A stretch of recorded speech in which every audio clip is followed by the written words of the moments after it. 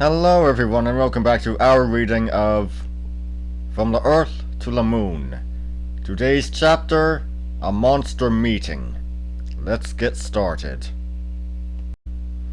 On the following day, Barbicane, fearing that indiscreet questions might be put to Mitchell Arden, was desirous of reducing the number of the audience to a few of the initiated, his own colleagues for instance. He might as well have tried to check the Falls of Niagara. He was compelled therefore to give up the idea, and let his new friend run the chances of a public conference. The place chosen for this monster meeting was a vast plain situated in the rear of the town. In a few hours, thanks to the help of the shipping in port, an immense roofing of canvas was stretched over the parched prairie and protected it from the burning rays of the sun. There, 300,000 people braved for many hours the stifling heat while awaiting the arrival of the Frenchmen.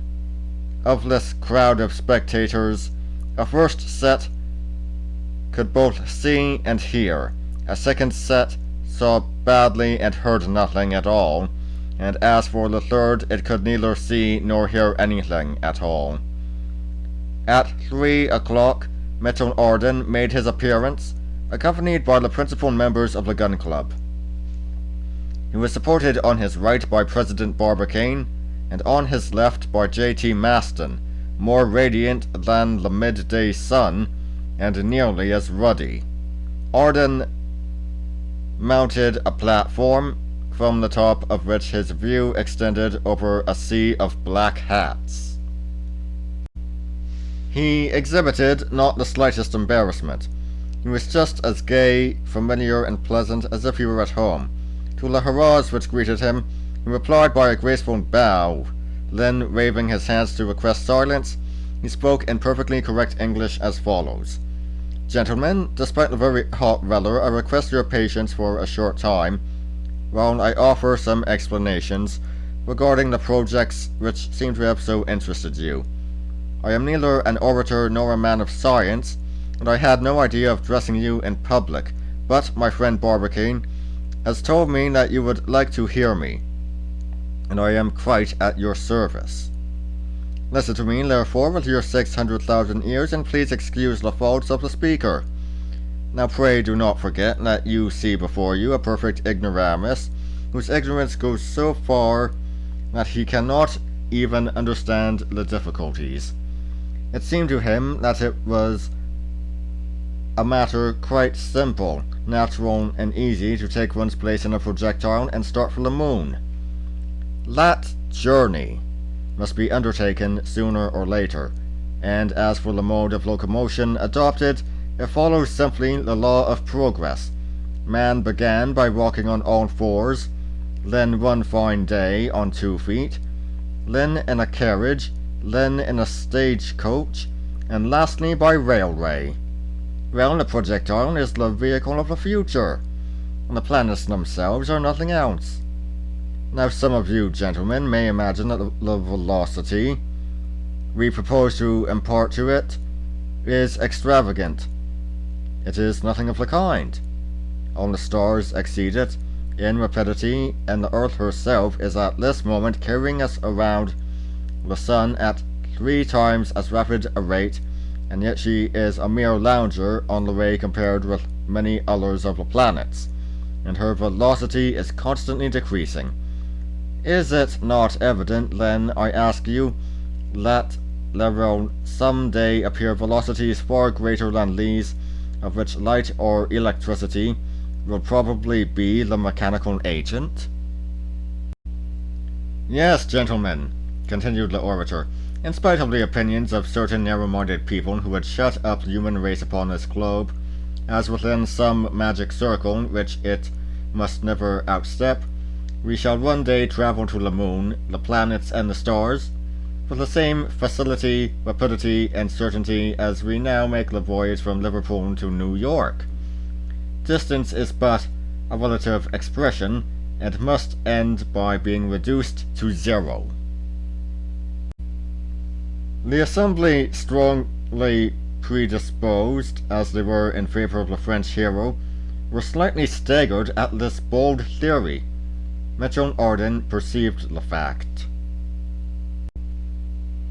"Gentlemen," he continued with a pleasant smile, "you do not seem quite convinced. Very good, let us reason the matter out. Do you know how long it would take for an express train to reach the moon? 300 days, no more. And what is that?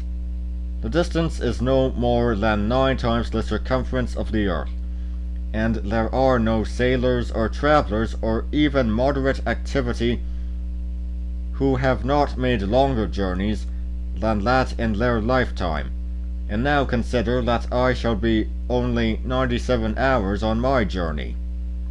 Ah, I see you are reckoning that the moon is a long way off from the earth, and that one must think twice before making the experiment. What would you say then if we were talking of going to Neptune, which revolves at a distance of more than 2,720 millions of miles from the sun? And yet, what is that compared with the distance of the fixed stars, some of which, such as Arcturus, are billions of miles distant from us? And then you talk of the distance which separates the planets from the sun. And there are people who affirm that such a thing as distance exists. Absurdity, folly, idiotic nonsense. Would you know what I think of our own solar universe? Shall I tell you my theory? It is very simple. In my opinion, the solar system is a solid, homogeneous body. The planets which compose it are in actual contact with each other, and whatever space exists between them is nothing more than the space which separates the molecules of the densest metal, such as silver, iron, or platinum. I have the right, therefore, to affirm, and I repeat with the conviction which must penetrate all your minds, distance is but an empty name. Distance does not really exist. "Hurrah!" cried one voice. Need it be said that it was that of J.T. Maston? "Distance does not exist!" And overcome by the energy of his movements, he nearly fell from the platform to the ground. He just escaped a severe fall which would have proved to him that distance was by no means an empty name. "Gentlemen," resumed the orator, "I repeat that the distance between the earth and her satellite is a mere trifle, and undeserving of serious consideration. I am convinced that before 20 years are over, 1/2 of our earth will have paid a visit to the moon. Now, my worthy friends, if you have any question to put to me, you will, I fear, sadly embarrass a poor man like myself. Still, I will do my best to answer you." Up to this point, the president of the gun club had been satisfied with the turn which the discussion had assumed. It became, however, desirable to divert Arden from questions of a practical nature, with which he was doubtless far less conversant. Barbicane, therefore, hastened to get in a word, and began by asking his new friend whether he thought that the moon and the planets were inhabited.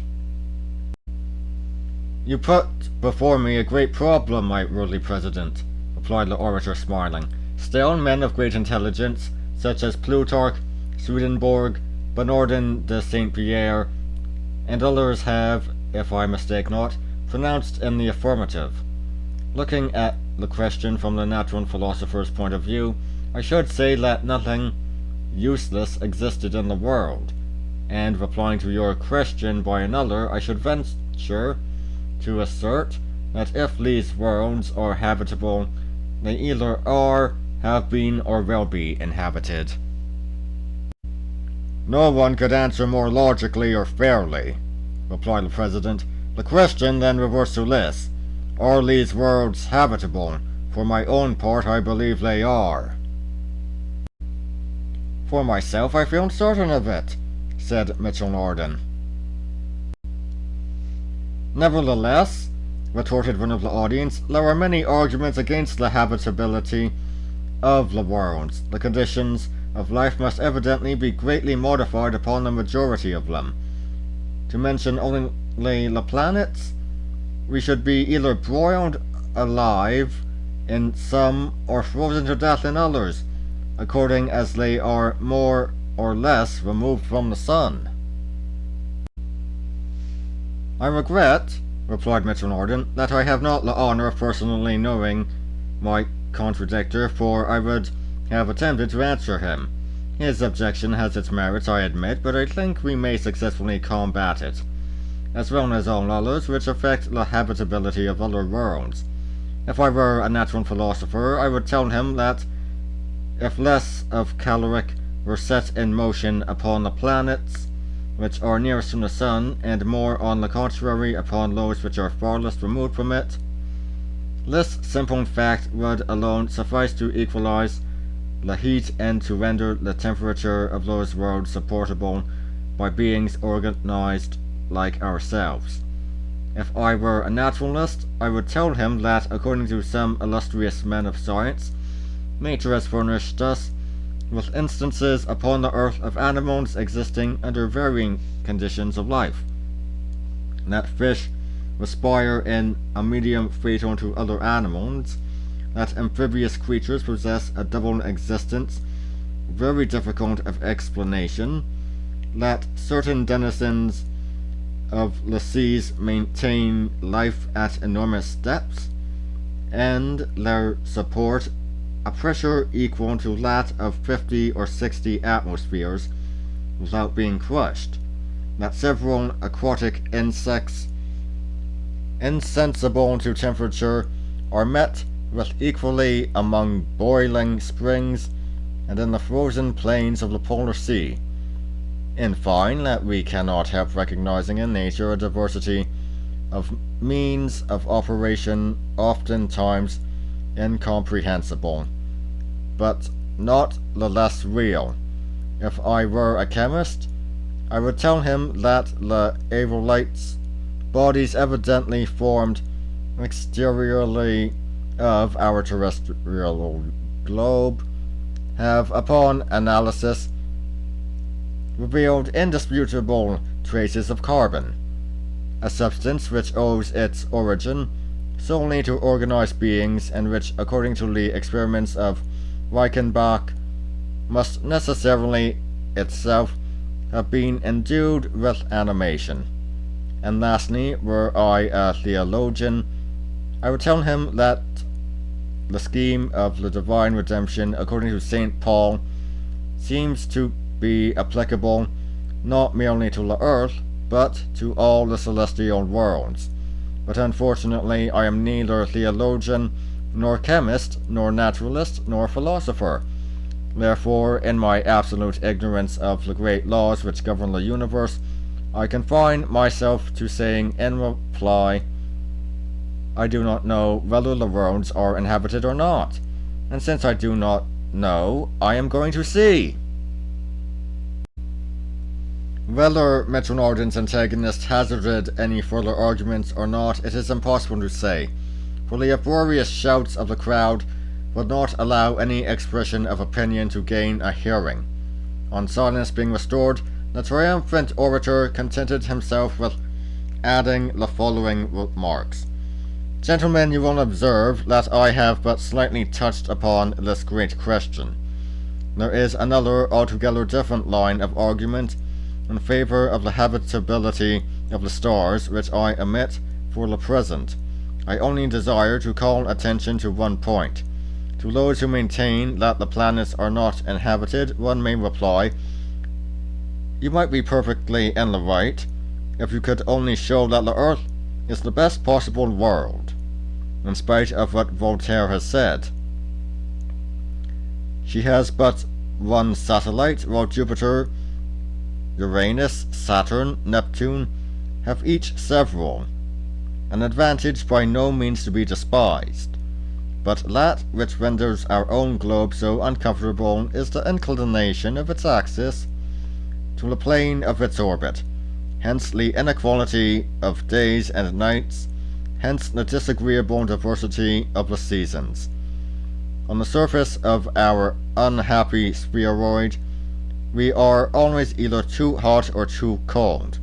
We are frozen in winter, broiled in summer. It is the planet of rheumatism, coughs, bronchitis, while on the surface of Jupiter, for example, where the axis is but slightly inclined, the inhabitants may enjoy uniform temperatures. It possesses zones of perpetual springs, summers, autumns, and winters. Every Jovian may choose for himself what climate he likes, and there spend the whole of his life in security from all variations of temperature. You will, I am sure, readily admit the superiority of Jupiter over our own planet, to say nothing of his years, which each equal 12 of ours. Under such auspices, and such marvelous conditions of existence, it appears to me that the inhabitants of so fortunate a world must be in every respect superior to ourselves. All we require, in order to attain such perfection, is the mere trifle of having an axis of rotation, less inclined to the planet of its orbit. "Hurrah!" roared an energetic voice. "Let us unite our efforts, invent the necessary machines, and rectify the Earth's axis." A thunder of applause followed this proposal, the author of which was, of course, no other than J.T. Maston, and in all probability, if the truth must be told, if the Yankees could only have found a point of application for it, they would have constructed a lever capable of raising the Earth and rectifying its axis. It was just this deficiency which baffled these daring mechanicians. And that would be all for today. I'll see you all next time. See ya!